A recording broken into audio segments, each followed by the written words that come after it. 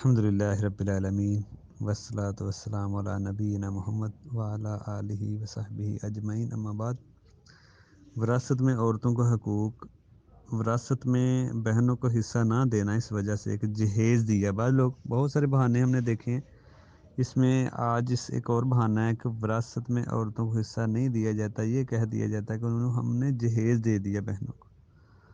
تو دیکھیں یہ جو بہانہ ہے یہ بھی صحیح نہیں ہے۔ یہ جو بات کی جاتی ہے، باپ زندگی میں بہنوں پہ خرچ کرتا ہے، بیٹیوں اپنی پہ خرچ کرتا ہے، بیٹوں پہ بھی کرتا ہے، تو یہ جہیز ایک دنیا کی رسم ہے، غیر مسلموں کے طریقے ہیں۔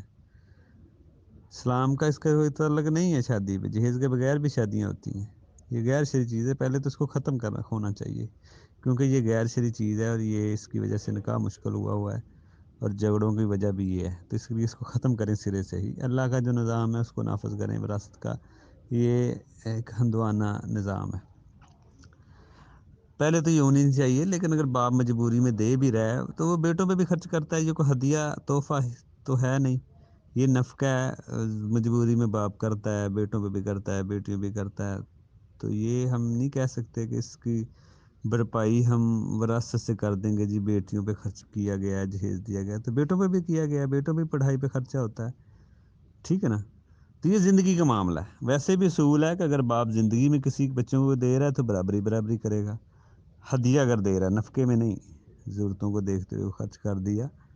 نفقے میں مسئلہ نہیں ہے، جب ہدیہ دے گا تو برابر۔ اگر باپ مثال کے طور پہ ہدیہ بھی آپ مان لیں اس کو، جہیز کو، تو وہ کسی کو دیتا ہے کسی کو نہیں دیتا، تو اس کی بھرپائی وراثت سے تھوڑی ہوگی، وہ زندگی کا معاملہ۔ آپ زندگی کے معاملے کو دیکھیں، برابری کریں سب میں۔ اگر کوئی ہبہ کسی ایک بیٹے کو باپ نے دے دیا ہے، بیٹی کو کوئی ایسا مال دے دیا ہے، تو وراثت میں نہیں ہم کہیں گے کہ اس کو ہم چھوڑ دیں، اس کو زندگی میں ملا، نہیں، وراثت سب کو دیں گے۔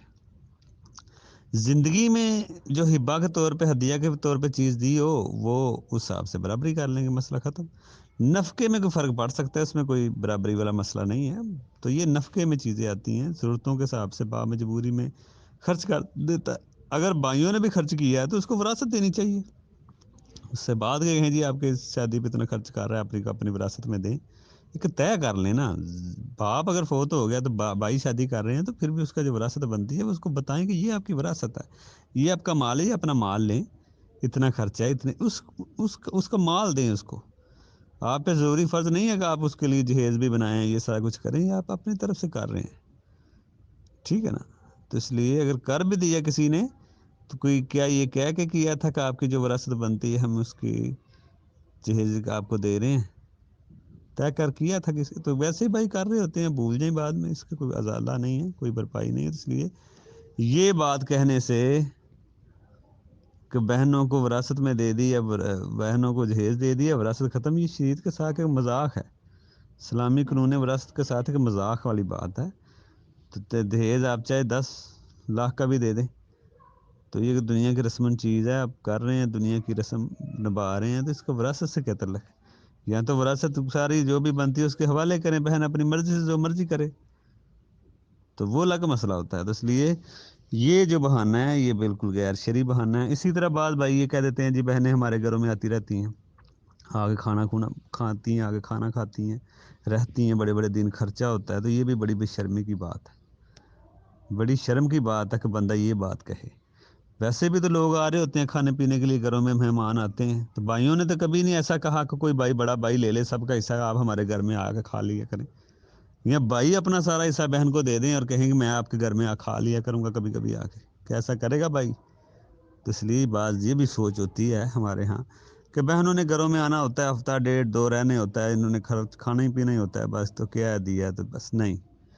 اس لیے یہ ساری غیر شرعی باتیں ہیں، اس میں کوئی حقیقت نہیں۔ اس لیے جو بھی ان کا بنتا ہے ان کا حصہ ان کو دیا جائے، وراثت میں جو اللہ نے رکھے ہیں سب وارثوں کے حصے رکھے ہیں، سب کو ضرورت ہے، فتنوں کا دور ہے، سب کے بچے ہیں، سب کو ضرورتیں ہیں، اس لیے جس طرح آپ کو اپنے بیوی بچوں کی فکر ہے، اگلے بندے کی بھی فکر وہی کریں، وہی سانس رکھیں اپنے دل میں، دوسروں کی بھی ضرورت ہے، سب کے لیے مال کی ضرورت ہے، اس لیے یہ بہانوں سے کسی کا مال بالکل نہ کھائیں۔